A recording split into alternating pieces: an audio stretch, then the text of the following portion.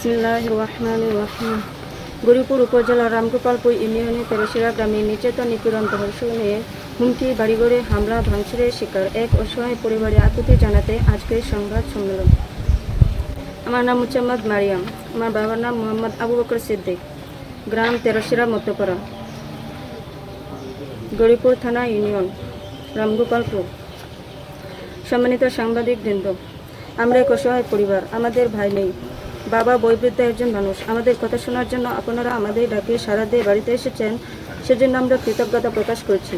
আমাদের প্রতিবেশী মৃত আব্দুল গফুরের পুত্র হাবিবুর রহমান, এবাদুল্লাহ সাইফুল ইসলাম, এবাদুল্লাহের পুত্র আসাদ মিয়া, শাহজাহান জুয়েল মিয়া, মোহাম্মদ সাইফুল ইসলামের পুত্র মোহাম্মদ আলামিন মিয়া, নুরুল আমিন, হৃদয় মিয়া, বাবু মিয়া গঙ্গদের সাথে আমার পিতা আবু বকর সিদ্দিকের জমি সীমানা সংক্রান্ত বিরোধ চলে আসছিল। তাদের নেতৃত্বে 27 তারিখ 8 মার্চ 2024 তারিখে হামলা ভাঙচুর করে এ সময় গড়ে রক্ষিত 2,60,000 টাকা ও 2 ভরি ওজনে 2টি স্বর্ণের চেইন লুটপাট হয়। এ ঘটনায় গরিপুর থানায় 2 তারিখ 10 মার্চ 2024 তারিখে জিডি হয়, যার জিডি নং 94 কপি সংযুক্ত। এতে ওরা আরও বেপরোয়া ও হিংস্র হয়ে ওঠে। আমার বাবাকে হত্যার উদ্দেশ্য 20 তারিখ 10 মার্চ 2024 তারিখে আবারও হামলা ভাঙচুর করে। এ সময় আমাদের ঘরে আসবাবপত্র ভাঙচুর করে প্রায় 50,000 টাকার মালামাল ক্ষতিগ্রস্ত করে। আমার বাবার মাথা কাটিয়ে রক্তাক্ত জখম করে। এ ঘটনায় আমার বাবা আবারও আইনি আশ্রয় গ্রহণ করে। গরিপুর থানায় মামলা নং 3 তারিখ 5-11 মার্চ 2024 কপি সংযুক্ত। এতে আসামিরা ক্ষিপ্ত হয়ে এ গ্রাম থেকে আমাদেরকে উচ্ছেদের লক্ষ্য সর্বদাই গালিগালাজ, ভয়ভীতি প্রদর্শন করে আসছিল। তারা প্রকাশ্যে বলে বেড়ায়, বাড়ি ভিটা ছাড়া করে দিব। আমাদের কোনো ভাই নেই, আমরা 5 বোন। এর মধ্যে 3 বোন পবিত্র কোরআনে হাফেজ, একজন মাওলানা পড়ছেন, অপরজন ধর্মীয় শিক্ষা অধ্যয়ন করছে। আমাদেরকে নিয়ে অত্যন্ত বাজেভাবে কুৎসিত ভাষায় গালমন্দ করা হয়। সংগ্রামী কলম সৈনিকবৃন্দ, তাদের অত্যাচার নির্যাতনের কারণে আমরা যেন এক বন্দিশালায় জীবনযাপন করছি। পুলিশের নিকট আইনে আশ্রয় নেওয়ার পরেও ওরা বীরদ্রব্যে অপকর্ম করে যাচ্ছে। লুটপাটের ঘটনায় মামলা না নিয়ে তখন সাধারণ ডায়েরি করতে বলছে পুলিশ। মামলা নিলেও সেই মামলায় শাস্তিযোগ্য অনেক অংশবাদে লেখা হয়। এতে আসামিরা আরও অপরাধ করার প্রবণতাও সৃষ্টি করে। বুধবার 2 তারিখ 2025 তারিখে আমাদের বাড়ি থেকে একটি কাঁঠাল গাছ ও জিগার গাছ কাটিয়ে নিয়ে যায়। পরিবারের লোকজন বাধা দিলে আবারও হামলা ভাঙচুরে হুমকি দিয়ে ভয়ভীতি প্রদর্শন করে। এতে গরিপুর থানায় অভিযোগ দিলেও বিবাদীদের বিরুদ্ধে কোনো ব্যবস্থা নেয়নি। তাদের এই ঘটনায় আমার বাবার জীবনের চরম নিরাপত্তাহীনতা থাকায় 107-117 ধারায় বিজ্ঞ নির্বাহী ম্যাজিস্ট্রেট গরিপুর আদালতে মামলা করেন। এতেও তারা ভীত হয়নি, বরং উল্টো আমাদের জীবন নাশের চেষ্টা করে আসছে। সম্মানিত সাংবাদিকগণ, এসব ঘটনা রেশ করে কয়েকদিন পূর্বে আমার মাকেও মারধর করে। এ নিয়ে 2 তারিখ 4 মার্চ 2025 খ্রিস্টাব্দে তারিখ বুধবার এক আপোষ মীমাংসার জন্য সালিশে বসেন গ্রামবাসী। উক্ত সালিশ দরবারে বেপরোয়া হয়ে মামলা ভাঙচুর করে। এরপরে যা ঘটে তা মধ্যযুগের বর্বরতাকে হার মানিয়েছে।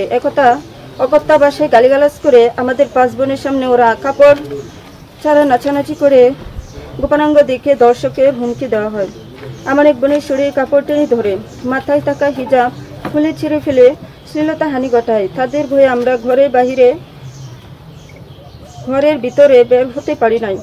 এরপরে ওরা আমাদের ঘরে 3 ঘন্টা আটকে রাখে। এ ঘটনা পুলিশকে জানালে থানা পুলিশের নির্দেশে পরবর্তীতে আমরা মুক্ত হই।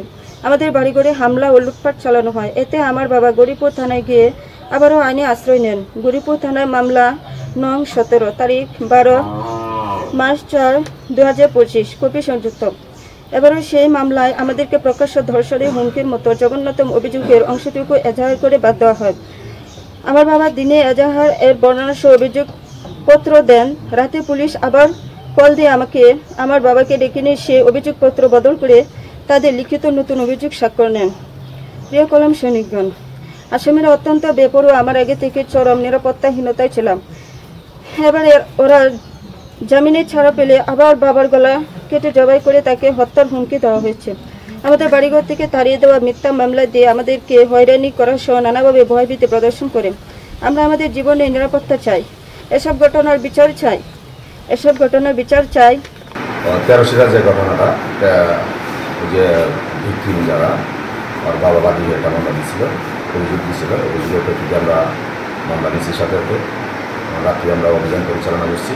তো আসামিরা হয়তো কোনোভাবে জানছে যে মামলা হয়েছে থানার মধ্যে, তারপরে আসামিরা পলাতক ছিল। আমরা একাধিকবার এই জায়গায় অভিযান করছি, অভিযান করে দেখতে পাইনি। পরবর্তীতে ওরা পলাতক থেকে বিজ্ঞ আদালতে ওরা হাজিরে জামিন নিয়ে আসছে। জামিন নিয়ে আসার পরেও আমি খোঁজ করিনি, স্যার হয়তো বাড়িতে আসে না, এরকম আমি সংবাদ পেয়েছি। আর এই ফ্যামিলির উপর আমরা নজরাদি রাখছি। আমার যে ভিডিও স্যার আছে, মামলা রায় আছে, ওরা সার্বক্ষণিক যোগাযোগ রাখতেছে যাতে এদের কোনো সমস্যা না হয়। আগে যে অভিযোগটা দিছিল এই অভিযোগটা আমাদের কাছে আছে, এই অভিযোগটা আপনাদের কাছে আমরা দিছি।